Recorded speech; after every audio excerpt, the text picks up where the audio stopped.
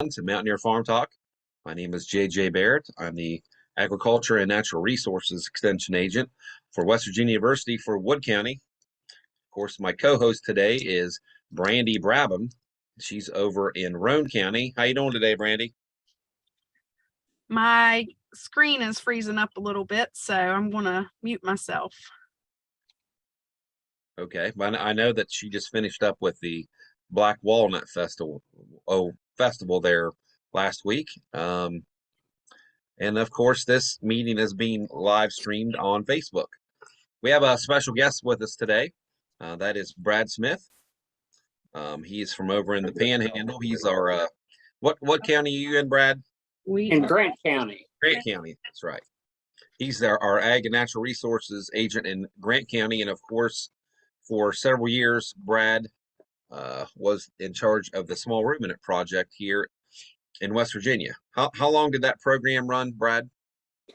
That program ran about 15 years. Really? Yep. Till funding was pulled. Well, that happens. Yes. But Brad is kind of we don't have a sheep specialist here at WVU Extension, but Brad is kind of considered our specialist for sheep and goats. And we're going to talk a little bit today, sheep and goat breeding season, maybe some other management things. Brad, I was reading a few extension articles about foot rot and hoof issues. Is now a good time to trim hooves for sheep and goats? And how many times should you do that a year? Or should you need to?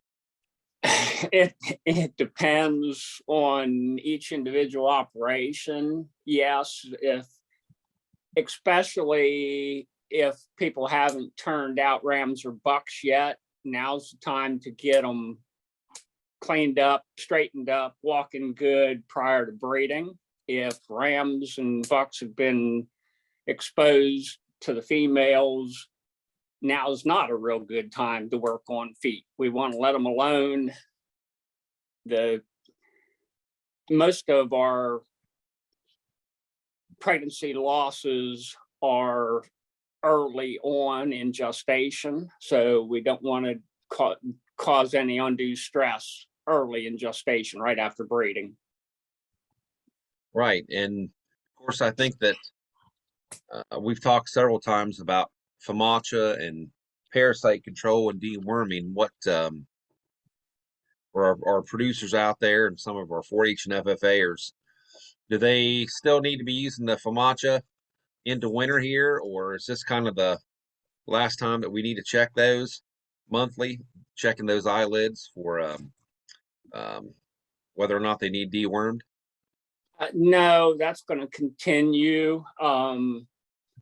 It's not as big of a problem once we have some hard freezes, and most of us have had our first one by now in West Virginia. But parasites are still an issue and still something we need to watch and monitor for. The FAMACHA system works good, but again, getting back to trying to reduce the stress on those animals and not handle them any more than necessary, that's something that needs to be done just prior to ram introduction. And then you may, if you're using the FAMACHA system, go ahead and treat those ones that are in the moderate score, a 3 score in the FAMACHA system, to get them cleaned out ahead of time so you don't have to handle them in the next couple weeks. Yeah, let's maybe get to the heart of the question about breeding season.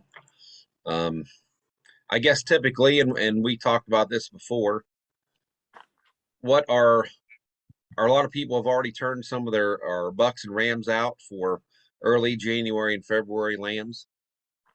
Yes, those in order to be lambing in early January, they needed to turn rams out by the 1st of August. So most of those sheep and goats are already bred. Okay, and then I guess what comparing to cattle, what can you actually bring those sheep and those ewes and does in?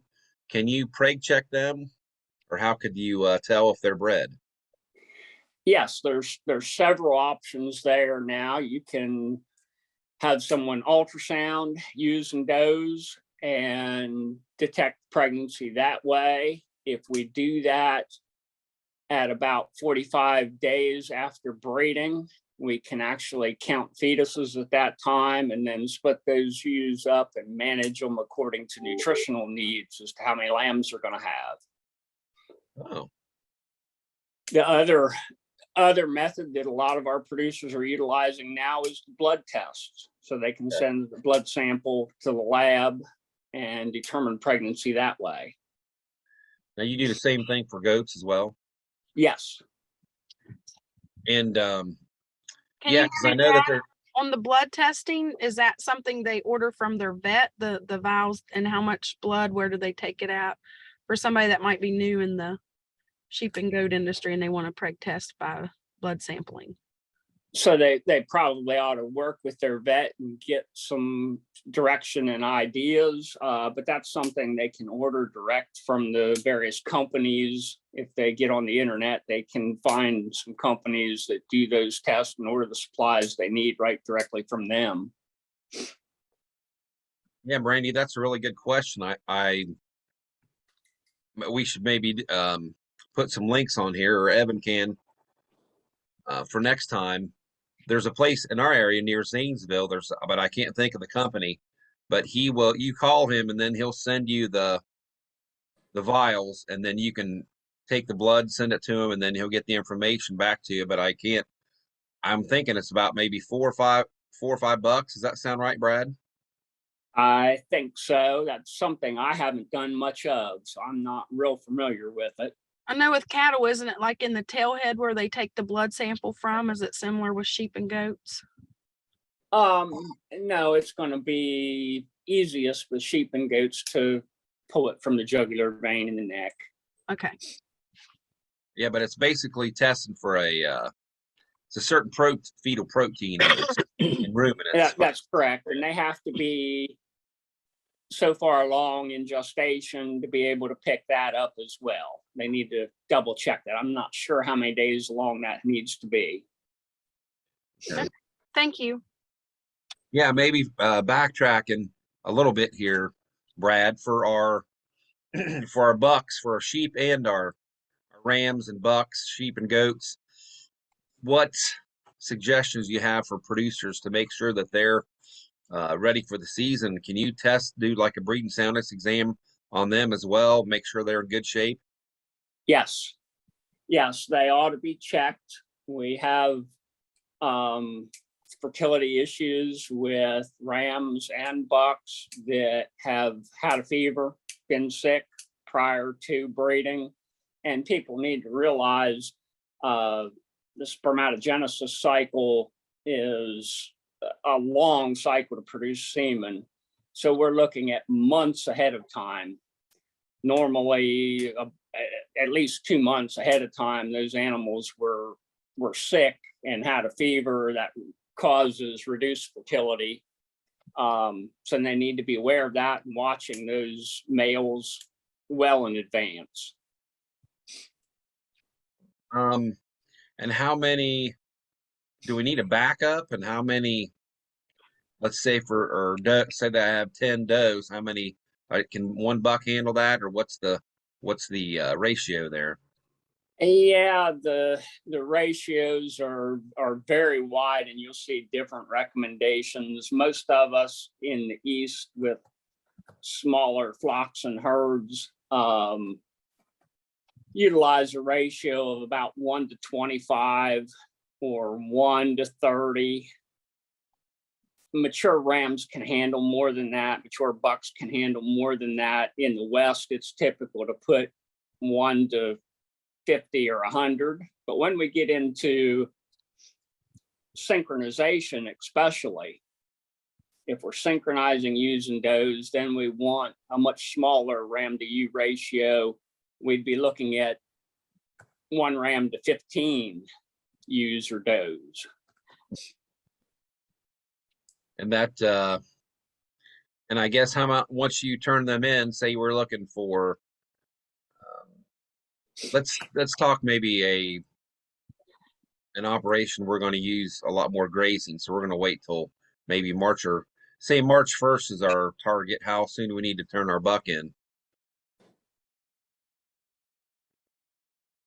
In those later lambing flocks, March, April timeframe, maybe more, maybe a little better as far as weather at lambing at patrician, and then you're getting away from the threat of that really cold weather.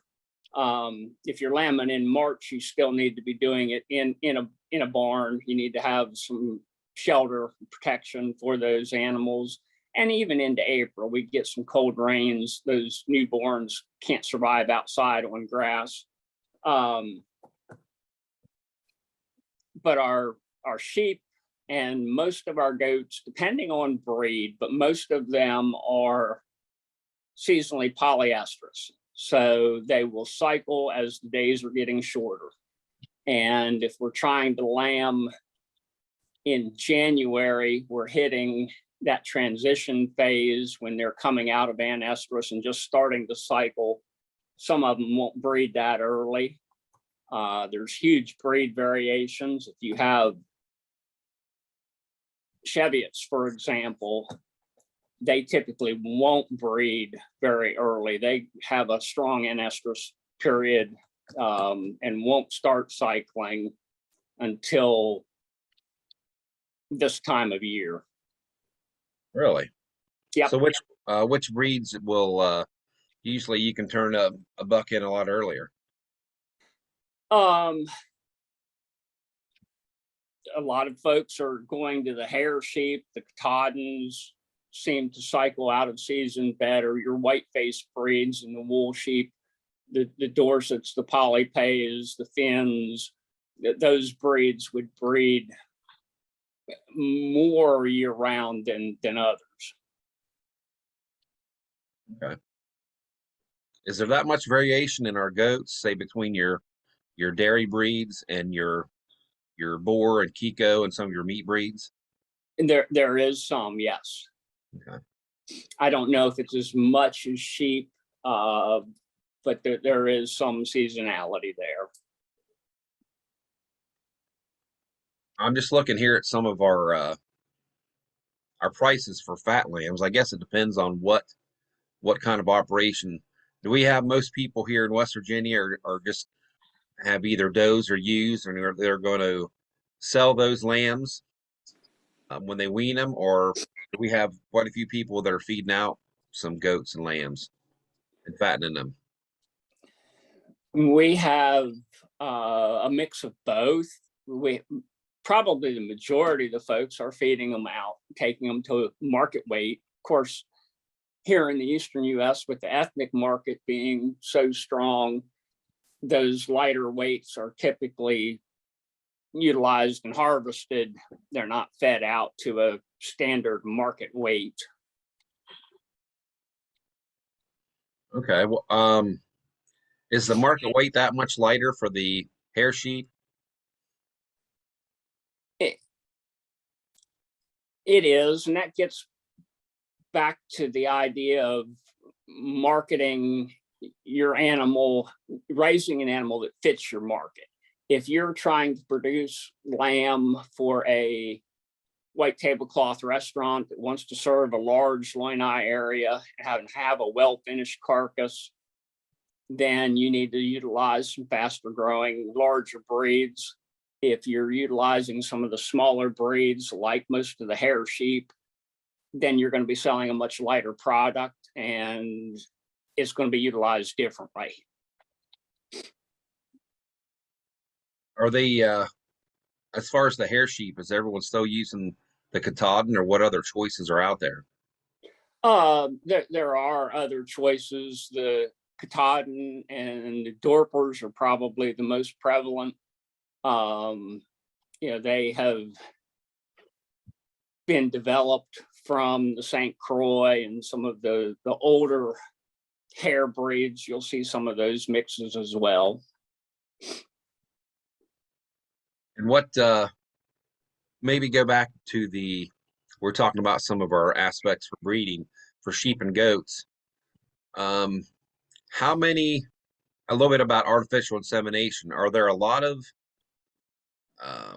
forward thinking or progressive producers that are doing that? Or are they doing some stuff at the university as far as artificial breeding for sheep and goats, or is it really not done that much? For commercial production, it's not done that much. We're seeing more and more of it all the time, especially with the club lamb producers. Okay. There's quite a few of them utilizing AI and embryo transfer work to produce those club lambs.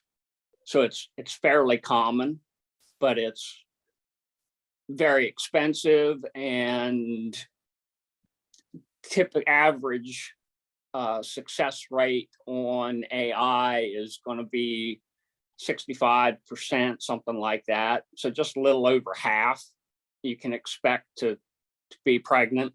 I mean, coming from the dairy industry, I mean, it's very prevalent, been a tried and true method. What, maybe explain to the audience how difficult it is to, or what entails having to artificial breed a sheep or a goat? Talk a little bit, and then how easy is it to get the semen? Okay. The semen is difficult. We have better conception rates with fresh semen.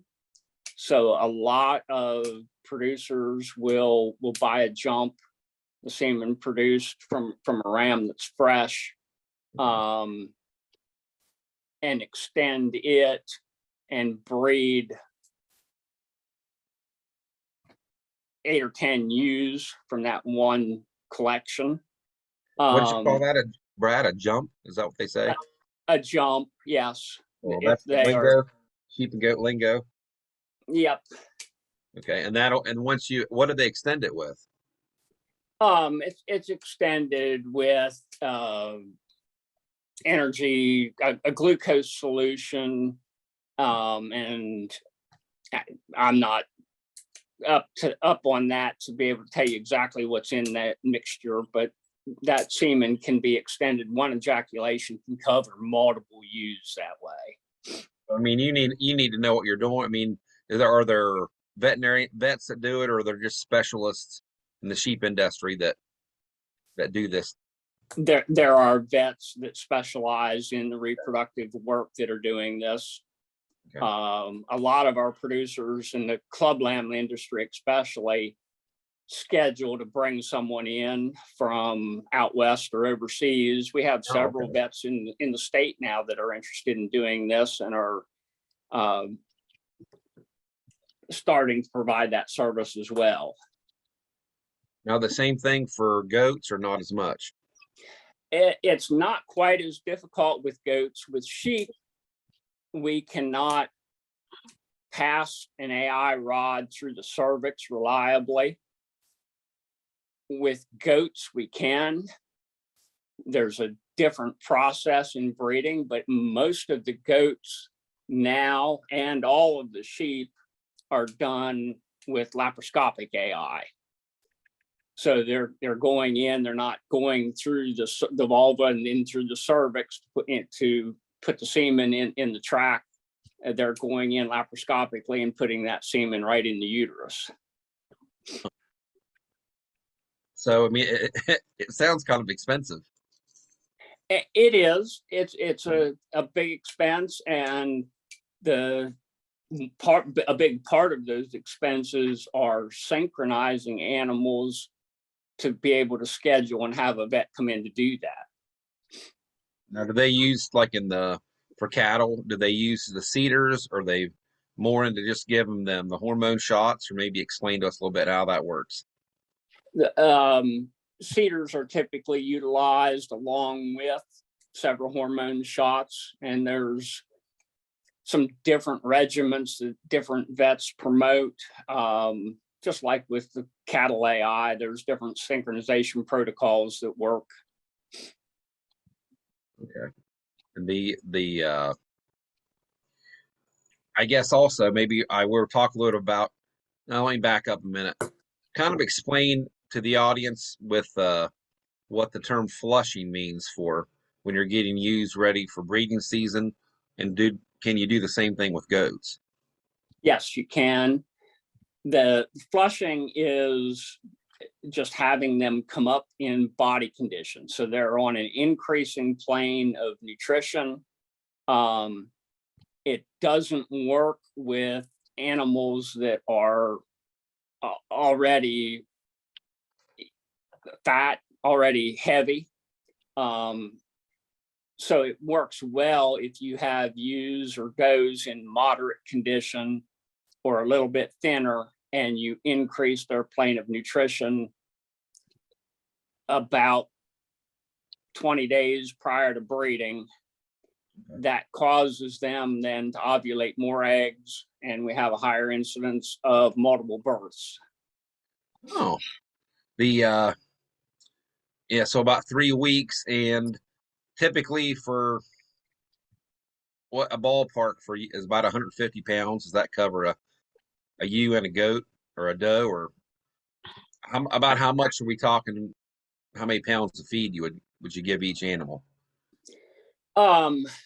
It doesn't have to be grain. We can do that with good pasture. We can do that by rotating animals into, say, a hay meadow. It was first cutting was made and you had good regrowth. Okay. Turn them in there on that lush grass and improve their nutrition that way. If we're utilizing grain, typically a half to 3/4 of a pound per head per day will increase their nutrition enough to have them gaining weight.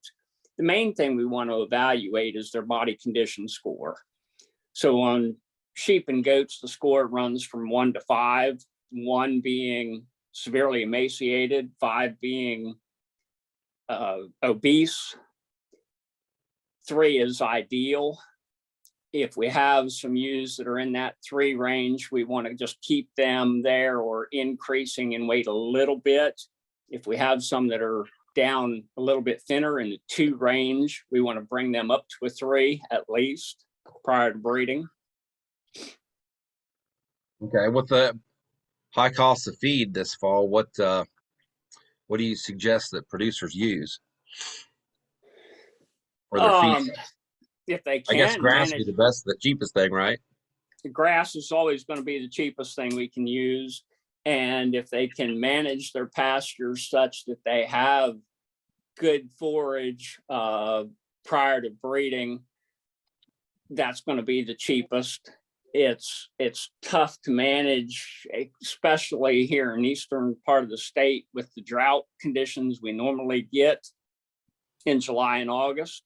So there's a lot of folks still depending on grain. And, up until this year, grain prices were half of what they are currently. It was still economically feasible. When they start getting to the place they are now, where we're looking at $8 corn and $16 soybeans, for a bushel of soybeans, it gets very cost prohibitive. Yeah, and unfortunately, even all of the byproducts are in a symmetrical line of increasing cost with the price of corn, right? Right. Unfortunately, so Yep. it's really hard to do any kind of cost savings. The value of those products are basically tied to the price of corn and soybean meal. Yes. A little bit about economics. We were talking about the high cost of feed. We know that for decades that the eastern land market, or the the Easter market for our lamb, or our wean lambs, 50 to 60 pounds. There's usually a seasonal increase there around Easter time, and that's a really good time for producers to market animals. Can they still justify that, considering our if they lamb in January and February, or they have kids and then have to purchase a lot of grain and purchase feeds?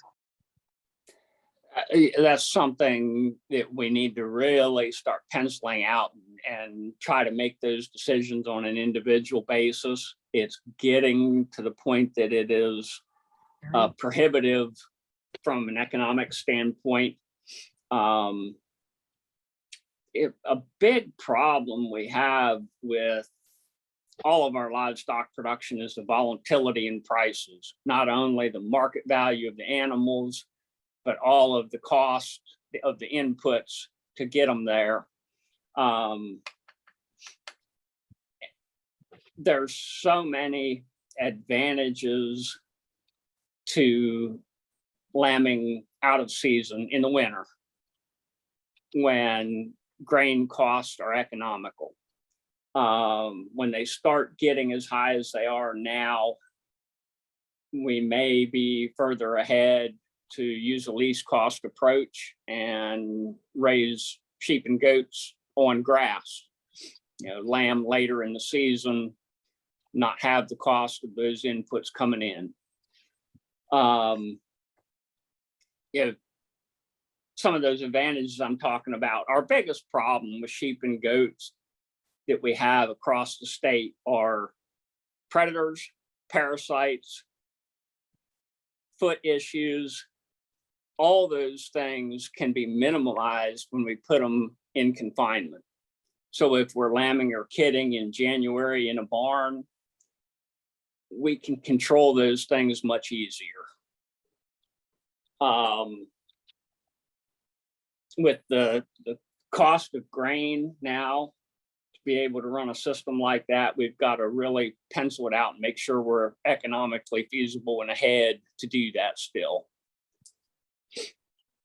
Yeah, the things have definitely changed in maybe the last 10 years. Talk a little bit about the increase in I don't know, I guess you could call it the replacement of some of the herds in eastern United States with the hair sheep, replacing some of the wool breeds, and then of course the increasing number of goats in our state and our neighboring states. How's that affected the industry? Yes, it certainly does. The smaller breeds that are being promoted as easy care don't grow as fast, don't produce as heavily as a muscle carcass, but they don't require the inputs that those faster growing, heavier muscled animals do. So when prices are high, they work well in a low input type system. How are they for as far as when they're marketed? Do they get docked at? I know for the eastern United States, kind of New Holland, Pennsylvania is the go-to place. Will they bring the same price per pound as some of our meat breeds? Do they get docked any, or you still make pretty good money with them? No, you can still make pretty good money with them. Again, it depends on the market you're targeting,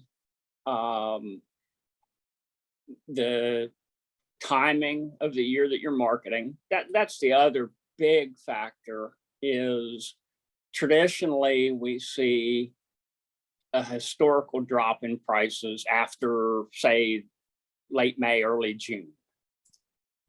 So it's a supply demand kind of thing. Because our sheep and most of our goats are seasonal and lambing in the spring, the majority of the supply comes through the summer and early fall.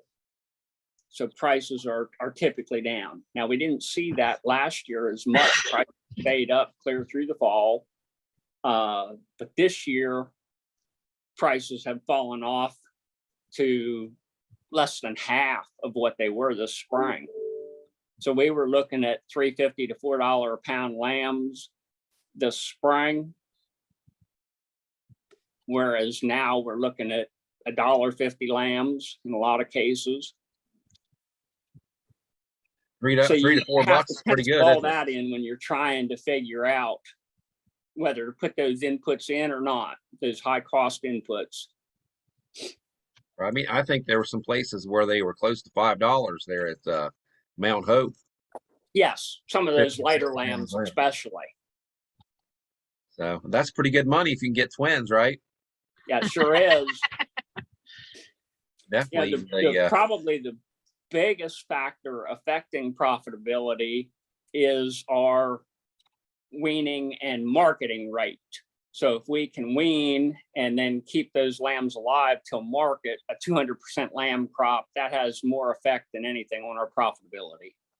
The percent lamb crop. Yes. I guess maybe should I talk about a bad 4-letter word, or how many? Well, not always, but maybe talk a little bit about wool. I know that over the last few years, the price has been pretty depressed, except for fine wools. Is there a place for people that want to raise some of the fine wool breeds? Is there somewhere to market their wool, or they? I know that a big cost prohibitive thing in our area is trying to find someone to shear, and then the wool. No one wants the wool unless it's a fine wool. Can you hit that subject a little bit? Yeah, the wool market has been depressed now for several years. Those fine wools are more challenging to produce in our humid eastern environment.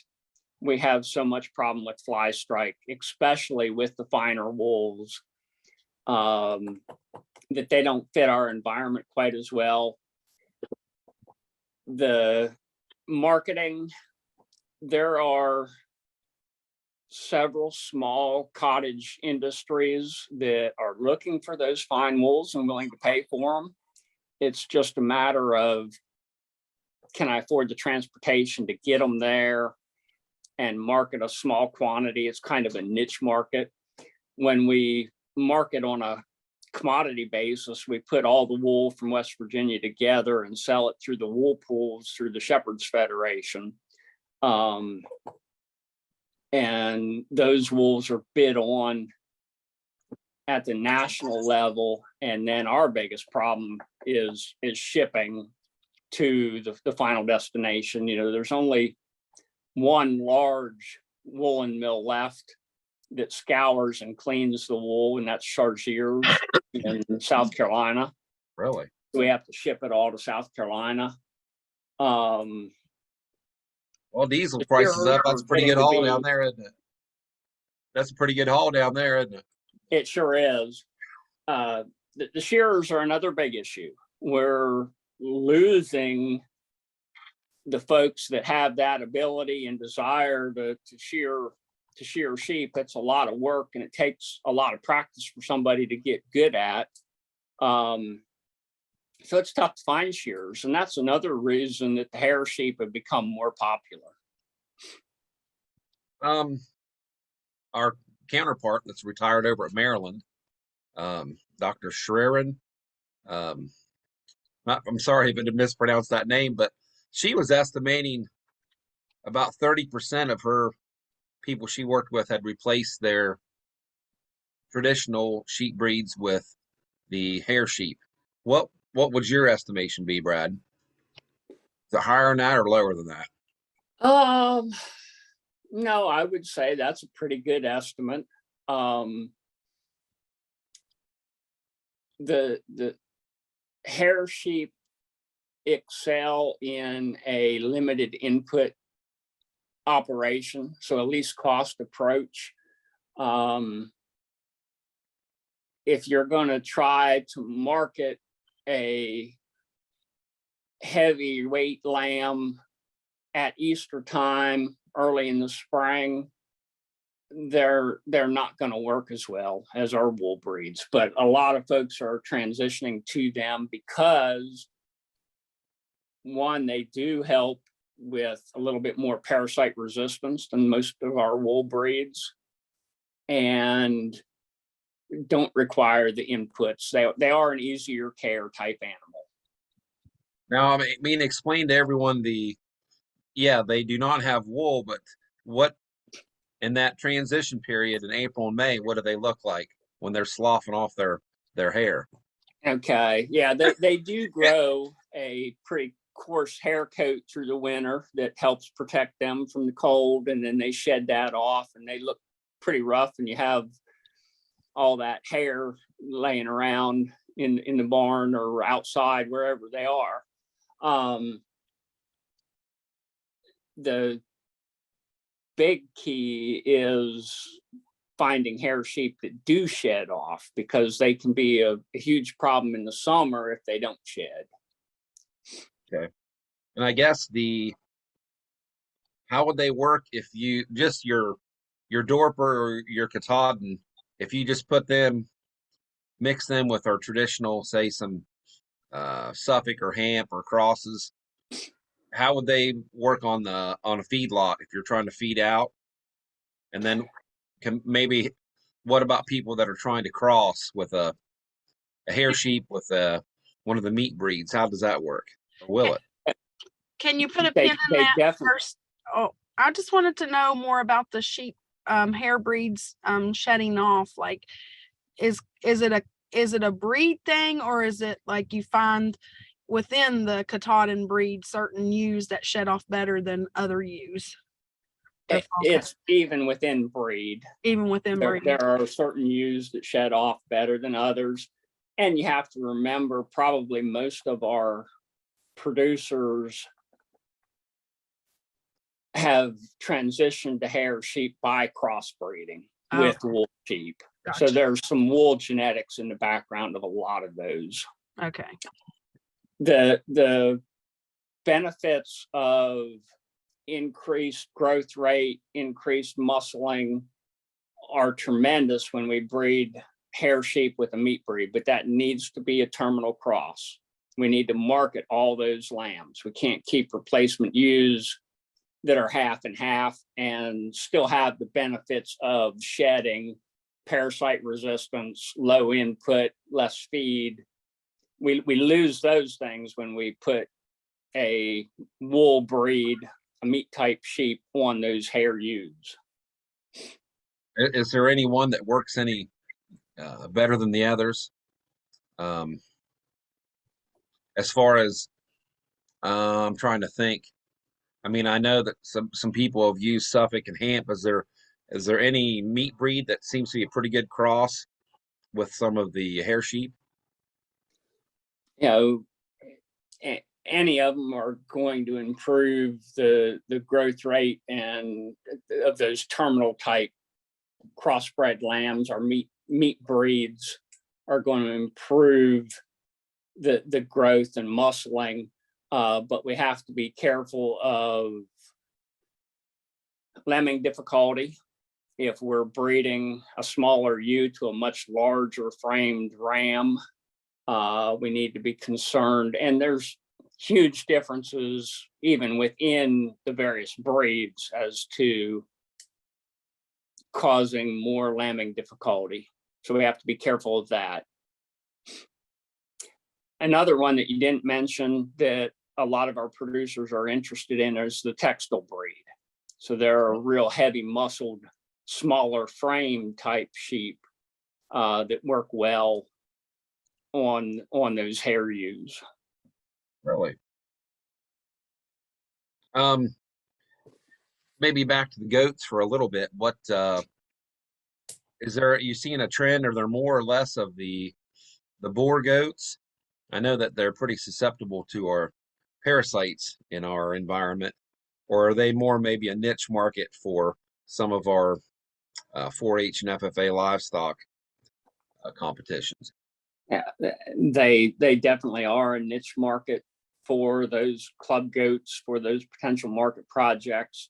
They are the fastest growing, heaviest muscled breed that excel in the show ring. So the majority of the producers that I work with across the state are interested in the Boer goats.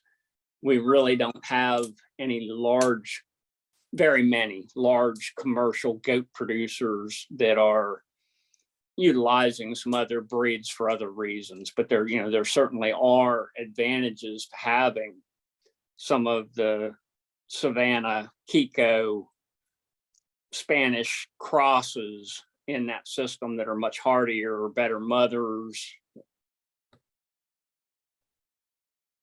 Real quick, maybe in our area, I know that last year, in parts of southern Wood County, they have a tremendous problem with predation. There's several producers that had coyotes. I think it's not the DNR, but someone comes in and traps if they pay that tax. Could you maybe explain a little bit to our audience the tax that producers can pay per head for sheep and goats, and I think even cattle, and then if they have an issue, that someone from the state will come in and trap coyotes or other predators? That's correct. That's USDA Wildlife Services. Wildlife Service. Back in the early 90s, Extension and the Shepherds Federation leadership worked with the West Virginia Department of Agriculture to encourage the development of this voluntary tax. So producers can pay $1 per head for their breeding animals to their county assessor, and that money gets transferred to the West Virginia Department of Agriculture to help provide funding to USDA Wildlife Services. So that's what funds the program. And in order to utilize those folks, people have to pay that tax. They can help identify the predation issues, whether it be black vultures are a big problem in this area. Coyotes are still our biggest problem, but then we have bear damage and other problems every year too. So we have, and our domestic dogs still cause an awful lot of the predation and problems. Wildlife Services can utilize various methods. They'll work with producers to encourage non-lethal control methods to exclude the predators from the sheep and goat production area. That can be fencing, it can be scare tactics, lights and sirens and noises and all the different things they can utilize. And then if those things don't work, that they move to trapping or shooting, or they can utilize the M44 cyanide, I'll call them traps that are lethal, that get rid of the predation problem. Now, who do they, can they just contact us in Extension, or who producers when they find animals, if they have losses, who do they contact first? They can contact USDA Wildlife Services directly, or to get a number, that state office is in Elkins, and they have regional folks across the state. Probably your county extension agent can get you in touch with those regional people directly if they contact the county extension office. Yeah, I mean, I think that's a really good program. I know that, and I think cattle, it's kind of the same thing. You can pay so much per cow. I don't know, how much is it a year? Is it $1 per head, or how much is it, Brad? And on the cattle side, I'm not sure if it's still $1 per head, but it's a minor rate to have that service. And we see more and more predation with cattle even today than we used to. I'm thinking that over a couple farms, they trapped over 10 head, over 10 coyotes. I mean, Yes. it was a good number. I mean, it's well worth it for what you pay. Um, Maybe back to what we were discussing with our breeding and so forth. The looking into next year, what do you think? I mean, a lot of producers have probably already made their decisions when they're going to for next year when they're going to lamb or kid. But um, what are some maybe things you see that happen over the next year, or will it depend? A lot of it really depend on the feed price and availability of hay and our weather. It's going to vary according to each individual operation. The one big cost that you didn't mention was fertilizer cost this year. Just being able to produce enough hay. It was very difficult, uneconomical to pay what was required for nitrogen, phosphorus, and potassium last year. So it's going to come back to how much hay and grain they can produce, what they can purchase that for locally. It's those decisions. I think most of us have moved forward with the way we typically lamb and kid and market animals this year. Because those decisions have already had to have been made, but we really need to start taking a look at those costs of production and determine if we can make some changes and do it more economically. Yeah, and then how close? Talk a little bit about vaccinations for our does and our ewes. Can you the CDT or the clostridial shots? Can you give them to them before they lamb or kid? Does that work to provide some protection to those newborn lambs and kids? Yes, it does. That's actually the preferred method. The one vaccine that is required for small ruminants anywhere we're at in the state is CD&T, Clostridium perfringens type C and D, and tetanus is included in that. I would always make sure to include tetanus. That product, if we give it to, if the ewes and does have had it previously, they need an annual booster about a month, 6 weeks prior to parturition. And then they're going to provide those antibodies in their colostrum to the lambs and kids so that early growth period is covered in those lambs and kids. It is something, if you've never used it, it requires a booster. So we have to give 2 shots the first year. Because of the faster metabolism of goats, we actually recommend giving an additional booster to goats. So they require 3 shots to have good antibody, good protection built up. How old can those, say we're talking about kids for the goats, how old can they be when you give them their first shot? If the ewes and does weren't vaccinated prior to parturition, they don't have that early coverage. So they need to be done at a fairly young age, normally within the first couple of weeks of birth.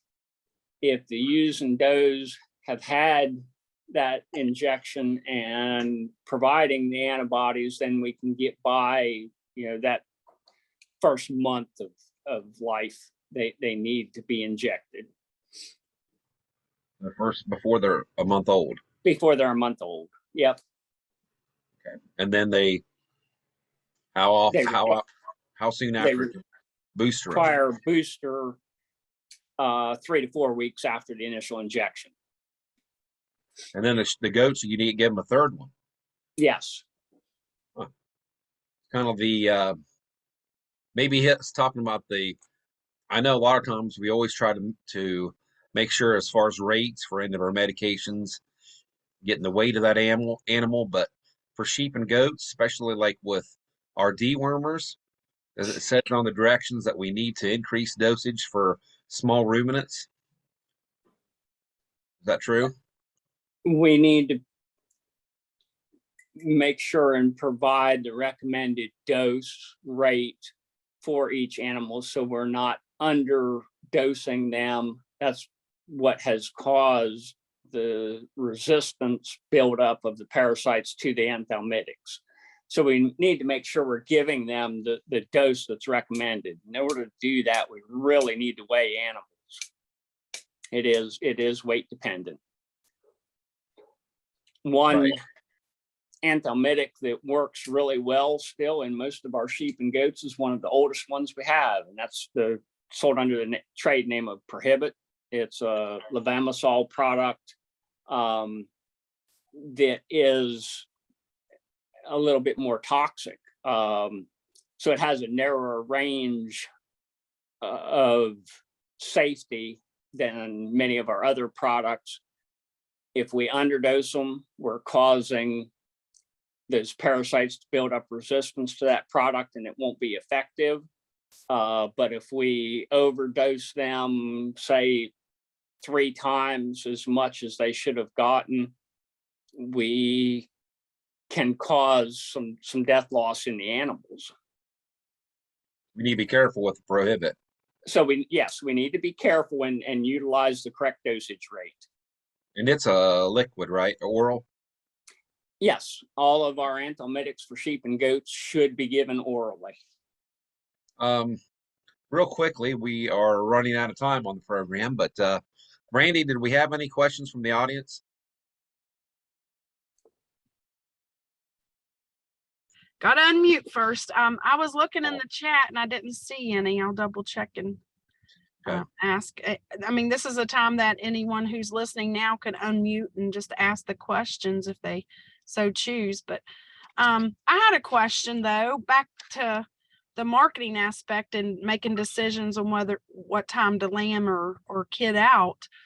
You know, if you had your crystal ball and you can see where the market's going, what would you think would be a good plan? I mean, I know they've already bred them, so this is something for future learning, just based on the way markets are. What would you do? Exactly. And it all depends on the resources, the labor availability. Lambing and kidding time is the one time that is probably the most critical in providing the labor necessary to get those babies started. If we're lambing in the wintertime, hypothermia is a big problem. We can't let them get chilled down. We need to make sure they nurse, get some colostrum in their belly. And, you know, once you do that, they normally take right off. But it's very labor intensive if it's cold weather in January. Gotcha. There's advantages, and sheep and goats work in so many different scenarios. Lambing out of season in this time of year in the fall, we haven't talked about at all. If we can get ewes and does to cycle in the spring, to breed in the spring, so they lamb this time of year, we typically still have good weather. We typically have forage available. If we've planned a forage rotation system where we have forage available through the end of the year, it can be fairly low cost production system and take advantage of the weather and the higher prices we receive for the product that we're marketing, the lamb or the goat kid. If we lamb through the winter, we have to have facilities, we have to have the labor, we have the higher production cost of feed and hay. But we can still typically market at a higher market in the early spring. If we lamb in the spring, my recommendation is to make sure and utilize a low cost type scenario where you're not putting a lot of grain or extra effort into those animals.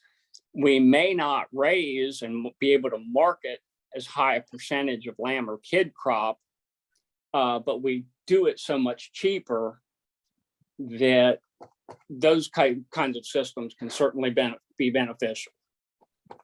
So with small ruminants, is it similar to the cattle where, you know, you'll have a fall calving herd and a spring calving herd? I mean, is that how you would transition over, or would you just hold off the breeding? When, from an economic standpoint, the advantage to the sheep and goats is the shorter gestation interval. We can actually get multiple lambings in the same year. Gotcha. So if you would get them lambing early enough in the spring or winter time, then we could rebreed them for fall. Okay. So in an accelerated lambing program, it's pretty typical to lamb every 8 months. Okay. Real quick, Brad, before we go, maybe got a couple minutes. I know that next summer, the date's coming up about the veterinary feed directive, where a lot of our producers will not be able to purchase antibiotics. Is that next June? Does that sound Yes. right? Yes, and it's Maybe already affecting most of our products. The deadline date is next June of 23. But most of our products are voluntarily, most of the companies are voluntarily pulling the products from over the counter market already. So it's something you need to be working with a veterinarian, develop that veterinary client patient relationship so that you can get a prescription to be able to provide the medications that you need. Right. I mean, all the medications will still be available, but not over the counter. They'll all be prescription. Right. They will be prescription. And it's still up in the air. It's going to depend on whether our ag supply stores can manage the system that's currently being developed to be a pharmacy to provide those products. Right. Or whether they're just going to throw up their hands and say, we're not fooling with this in the future and not going to provide those products, but you're going to need a prescription to get them. Right. Well, Brad, we're up to the time of the program where I always say that my dad said there are two types of music, country and Western. So I need to know your favorite country and Western artist. I can't remember from last time if it was George Strait or Conway Twitty. I can't remember. In between, I like the old school stuff. So one of my favorites is Chris Ledoux. Oh, Chris Ledoux. Yep. I love Chris Ledoux. Me too. For some reason, I was just thinking of that song where where what Blake Shelton says they never heard it. They're from New York City and they never heard of Conway Twitty. Yep. They're from New York City. You never heard of Conway Twitty. Well, Brad, we appreciate you coming on the program. We definitely have learned a lot about sheep and goats, options we have for breeding as far as in spring or early winter. Of course, all depending on the price. And we're all feeling the pinch of these feed costs. So, like I said, I appreciate you coming on. And I don't think we have any more questions. And Brandy, thank you again and everyone else for tuning in. And we'll see you next week on Mountaineer Farm Talk. Everyone have a great weekend. See you later. Okay. Thanks. We'll see you.